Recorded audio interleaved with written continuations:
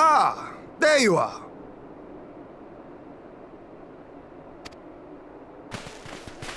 Between contending with bloodthirsty beasts and sand in my every conceivable place, I had begun to despair of finding you again.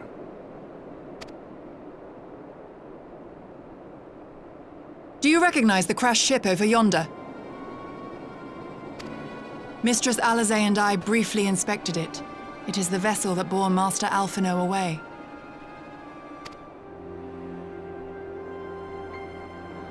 But there was no sign of him, nor of Maxima and his people.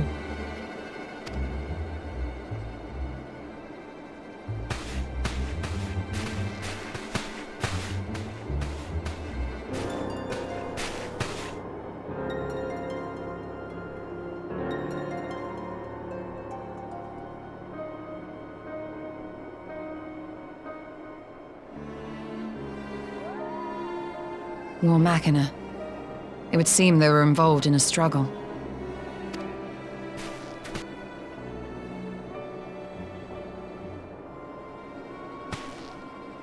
There may be clues. We should split up and search the area.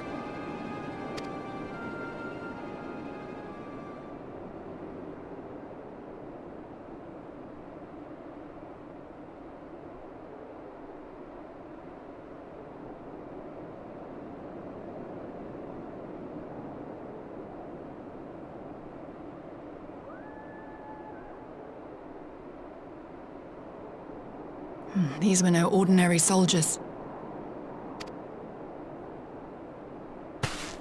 Over here!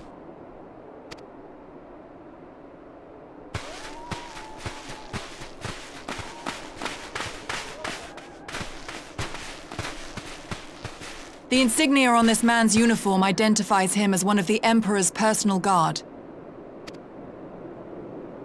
Hand-picked soldiers, answering only to the royal family. That would explain why all the casualties are Garlean. They were fighting their own. You're saying the Emperor was behind all this? That Alphino is his prisoner?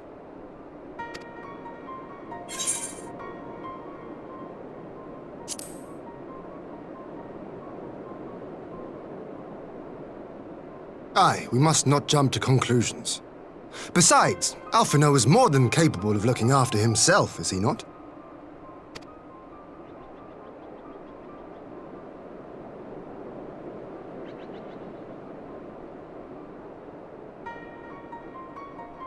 I suggest we return to Doma to consider our options. Whatever happened here, Master Alphino is long gone, and any subsequent search may safely be left in the hands of the shinobi.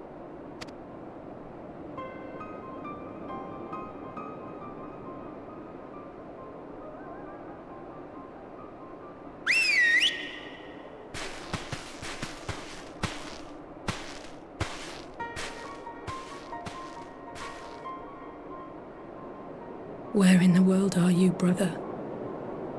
If you die on me, I will never let you hear the end of it.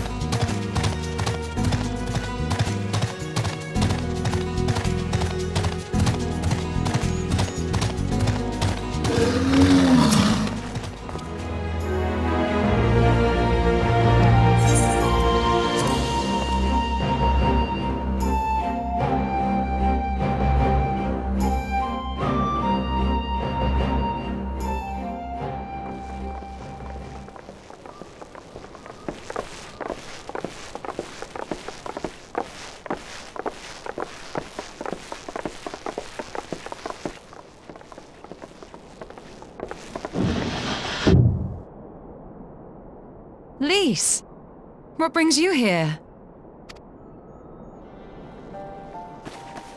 Oh, Alliance business. We have a request for Doma. Well, Hien. But that can wait. They told me you were out searching for Alphino. Did you manage to pick up his trail?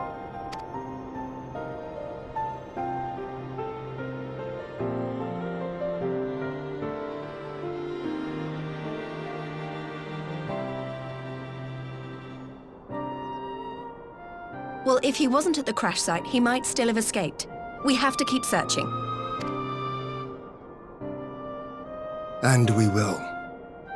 Alphino embarked on this journey as an emissary of Doma, and I hold myself responsible for his safe return. I will have our shinobi in the provinces search for him as a matter of urgency. Chin up, Alize.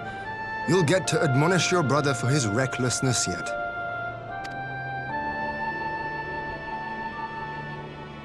Well, someone has to do it.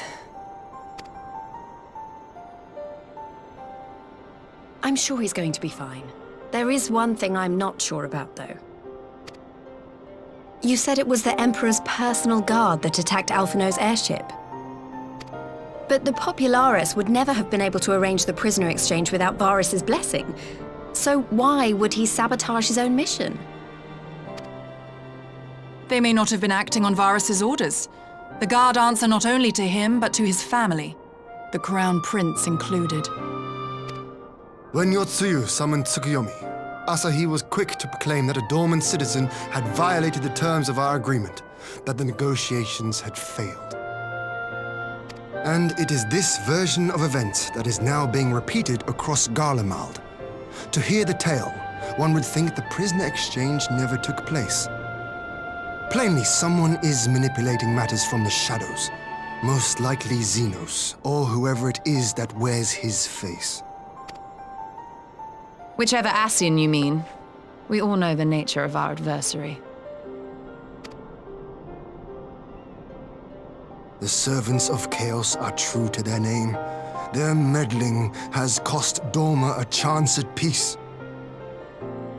Whoever it was that loosed his personal guard, the Emperor cannot be ignorant of these developments. We must proceed on the assumption that our treaty is indeed in tatters.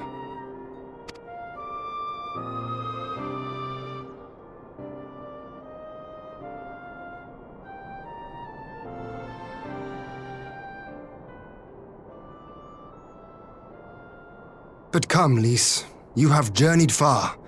Let me hear your petition. Right. So the big news is that Alamigo has agreed to join the Eorzean Alliance. To make it official and discuss where we all go from here, the leaders of the 5 nations are planning to hold a meeting, and we were hoping you might come too.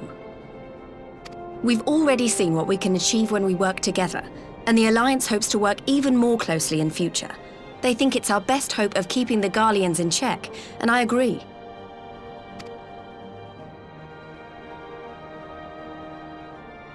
As do I. By coordinating our efforts in the east and west, we may be able to discourage them from committing their forces to a single front. I accept your invitation. I must, however, ask for time to attend to some pressing matters here. In light of recent events, the risk of Imperial reprisals is greater than ever, and I would not leave Doma unguarded. Ere I depart, I must shore up her defenses. Understood. I'll let the Alliance know. We'll wait to hear from you before setting a date. The meeting's to be held at the Royal Palace in Alamigo, incidentally. Do you remember the way? Well enough. Please assure my hosts that I will not keep them waiting any longer than I have to. Consider it done. And thank you for agreeing to come. If we all put our heads together, we're sure to find the best way forward. For everyone.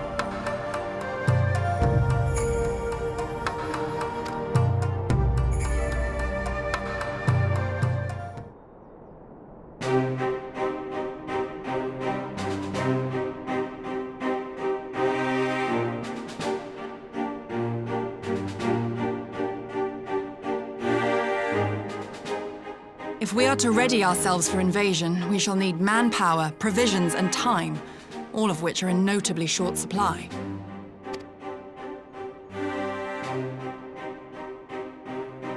Candid as ever, Yugiri, and correct, I concede. Fortunately, I have an idea. 'Tis plain no single nation can stand against the might of the Empire. And it was only with the aid of others that Dorma succeeded in winning her freedom. So, I mean to take a leaf out of our Eorzean friends' book and form an alliance of our own.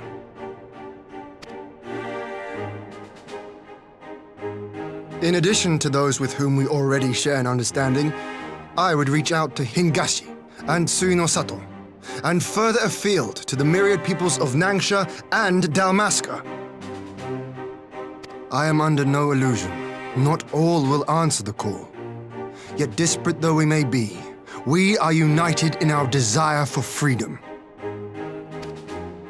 If our neighbors could be made to see what is at stake, Ascian machinations and all, cooperation need not be so far-fetched a notion.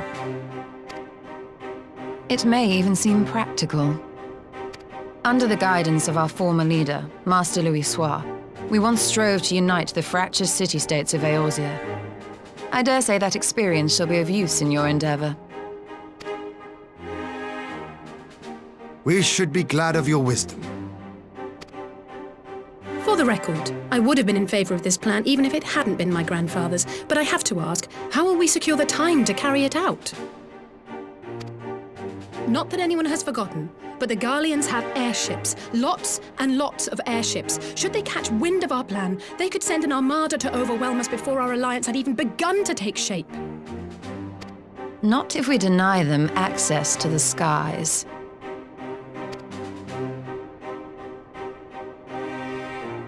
During our time in the Burn, the Warrior of Light and I chanced upon some Allagan ruins. Oh?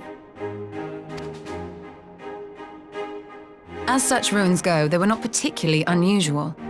But something about the surrounding land struck me as odd. Faint though it was, its ethereal residue was uncannily similar to that of Azizlar. Identical, in fact. For locations so far removed to share a single etheric signature is all but impossible. I conclude, therefore, that the Allagans created the floating continent with land taken from the Burn.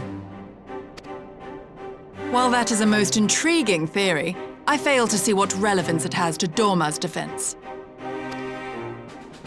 Azizlar was enclosed in a powerful energy barrier, impenetrable even to an Agrias-class battleship.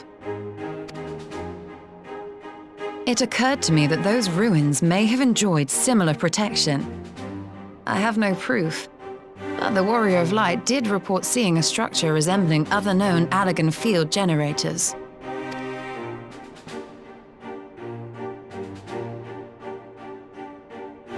All right. But even if we could put up such an energy barrier, it surely wouldn't extend beyond the limits of the Burn. So what's to stop the Garleans flying around it?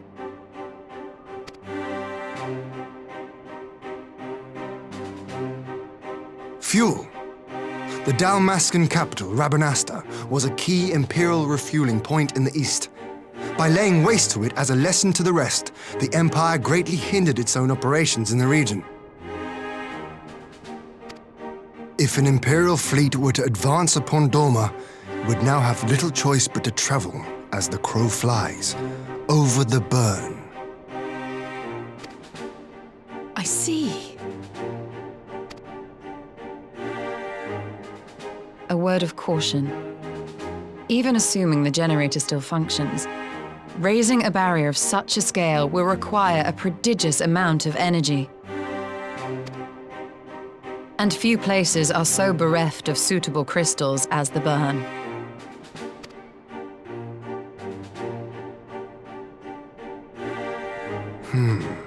A source of energy. Tell me, did the Allagans make a habit of launching things into the sky?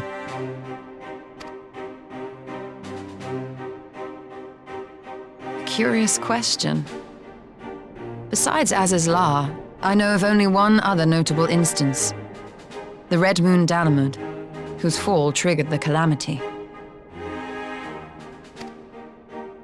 Just the 2 occasions, you say?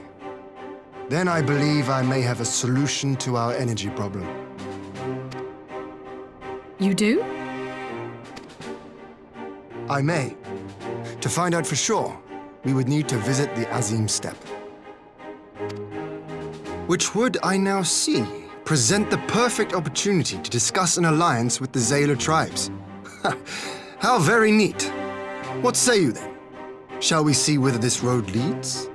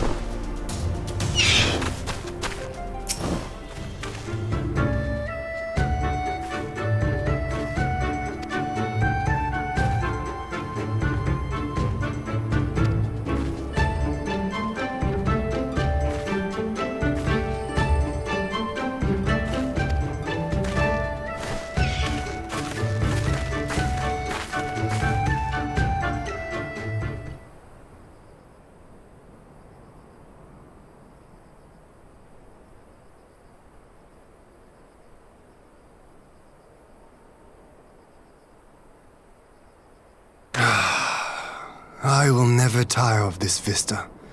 The endless fields, the boundless skies. 'Tis a sight to make a man forget his cares. But not his purpose, I trust. Might this be a fitting moment to tell us what we are doing here?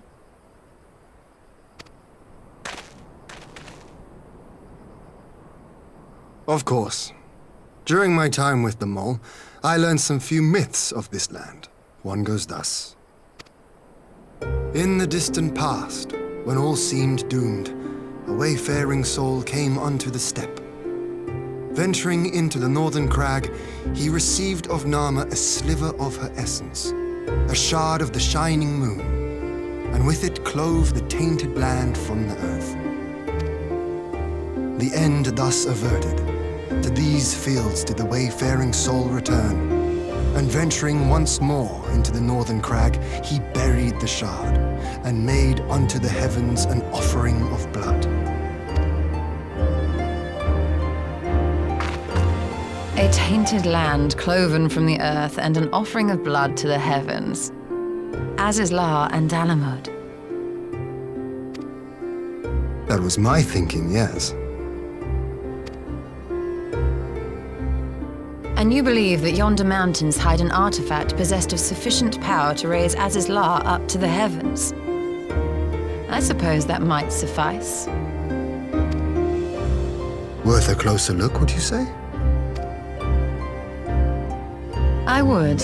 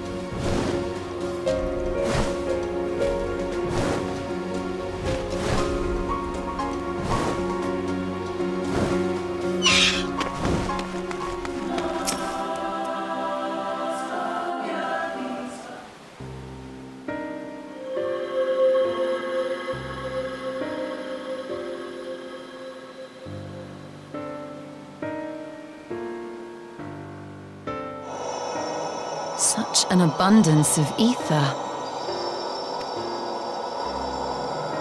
Are we in luck? We are. This is an Allegan artifact, most likely built to regulate the flow of ether. I strongly suspect the ancients used it to stem the flow from here to the burn. That would explain how they were able to untether what became Azys La from its surroundings.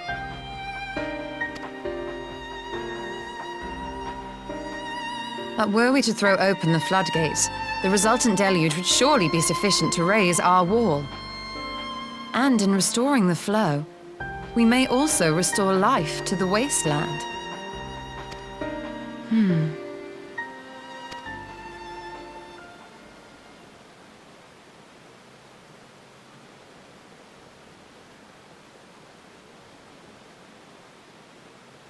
What is it? While the device itself harbors a surfeit of ether, the opposite is true of the surrounding area.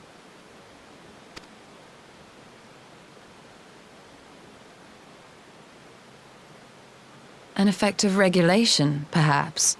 A similar phenomenon seemed to be occurring in Doma.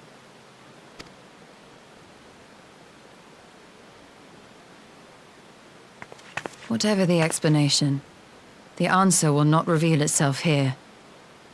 We have seen what we needed to see. Let us return to Mol Ilo.